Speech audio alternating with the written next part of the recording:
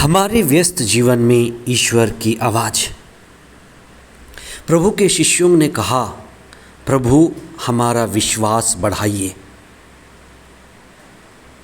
विश्वास बढ़ाने की क्यों आवश्यकता होती है? कई बार जब हम चुनौतियों का सामना करते हैं, हमारा विश्वास हिलता है। कई बार जब हम विपत्तियों का सामना करते हैं, हमारा विश्वास डगमगाता है। कई बार जब कोई दुर्घटना होती है, मृत्यु आती है, चीज़ें कठिन और असंभव मालूम पड़ती हैं, हमारा विश्वास हिल जाता है। प्रभु के शिष्य भी इस बात को लेकर आश्चर्यचकित थे जब उन्होंने कहा कि उन्हें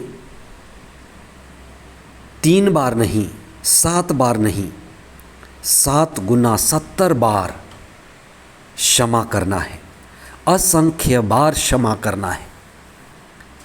और ये असंख्य बार क्षमा करना शिष्यों को चुनौती मालूम पड़ी और उन्होंने कहा, प्रभु हमारे विश्वास को बढ़ाइए। कई बार हमारे जीवन में विश्वास की कमी आती है। प्रभु की वाणी हमारे विश्वास को बढ़ाती है। प्रार्थना हमारे विश्वास को बढ़ाती है। लोगों का साक्ष्य हमारे विश्वास को बढ़ाता है। आज आप इस पर चिंतन करें कि मैं क्या करूं कि ईश्वर में मेरा विश्वास बढ़े। इसीलिए हम सतत प्रभु की वाणी को सुनते हैं। प्रभु की वाणी को लगातार सुनना, उसको अपनाना हमारे जीवन में प्रज्ञा लेकर आता है और प्रभु की वाणी सुनकर हम आत्मा में बढ़ते हैं। आज के पहले पाठ में नबी हबक्कुक ने ईश्वर से कहा कि प्रभु, मुझे कई दिव्य दृश्य दिखाई देते हैं और ये दिव्य दृश्य अजीब हैं। ये दिव्य दृश्य लूटपाट के हैं, हत्या के हैं, हिंसा के हैं। जिस तरह से आज का कल हम न्यूज़पेपर में पढ़ते हैं, समाचार सुनते हैं, जो लूटपाट से, हत्या से, हिंसा से, आगजनी से भरी रहती है। नबी इसी तरह का दिव्य दृश्य देखता है और ईश्वर से पूछता है कि प्रभु, ये घटनाएं घट रही हैं, लूटपाट, हत्या, हिंसा, आप इन घटनाओं को क्यों नहीं देखते? और आप देखते हैं तो इन घटनाओं के कारण भी आप क्यों मौन साधे हुए हैं, चुप क्यों हैं? ईश्वर नबी से कहता है कि मैं सब घटनाओं को देखता हूँ, सभी दुर्घटनाओं को भी देखता हूँ, लेकिन ईश्वर मनुष्य की तरह काम नहीं करता। बिना समझ के तुरंत काम नहीं करता। ईश्वर उचित समय पर सही काम करता है। पर हमें ईश्वर पर विश्वास करना है कि वे हमारे जीवन से वाकिफ़ हैं।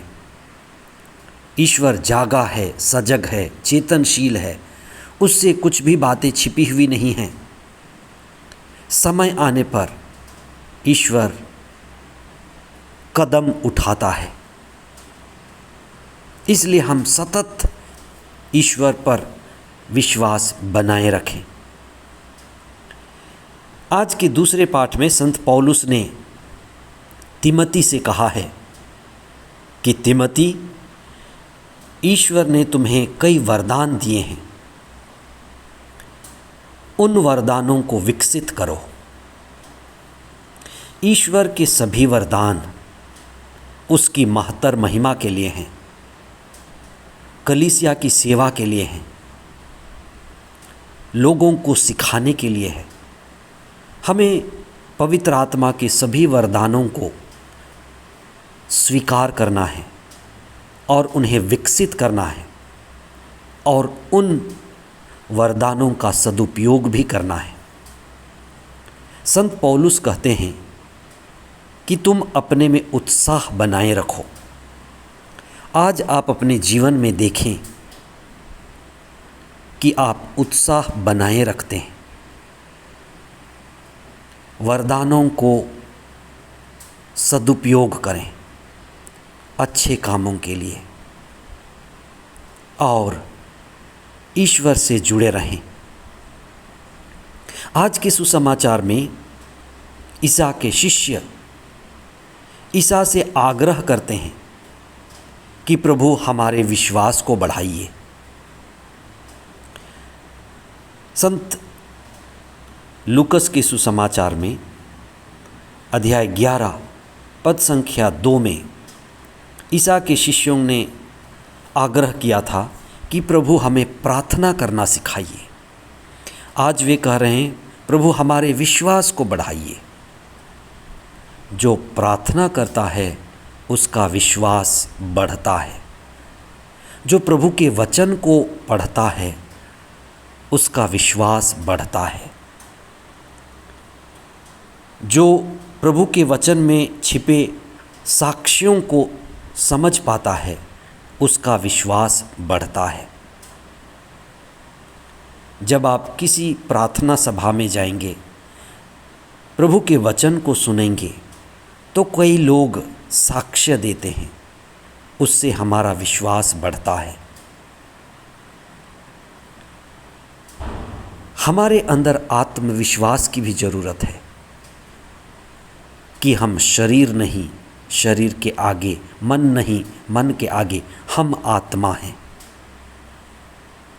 और जब हम जानते हैं कि हम आत्मा हैं और ईश्वर परमात्मा है, पिता है,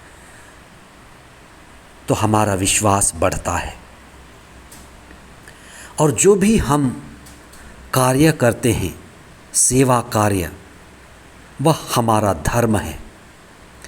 जो भी हम लोगों की भलाई के लिए, कलीसिया की भलाई के लिए सेवा कार्य करते हैं, उसके लिए हमें फल की आशा नहीं करनी है। ये तो हमारा धर्म है। इसलिए प्रभु आह्वान करता है कि हम जो भी सेवा कार्य कर सकते हैं, लोगों के लिए, गरीबों के लिए, समाज के लिए, उत्थान के लिए, तो हमें समर्पित भावना से करनी है। फल पाने के लिए नहीं, लेकिन इसलिए कि प्रभु ने हमें सब कुछ दिया है। जो हमें मिला हुआ है वह ईश्वर का वरदान है। इसलिए हम प्रार्थना करें, प्रभु के वचन को पढ़ें, अपने विश्वास को मजबूत करें और प्रभु में आनंदित होकर लोगों की सेवा करें और ईश्वर के सभी वरदानों का सदुपयोग करें। आमीन।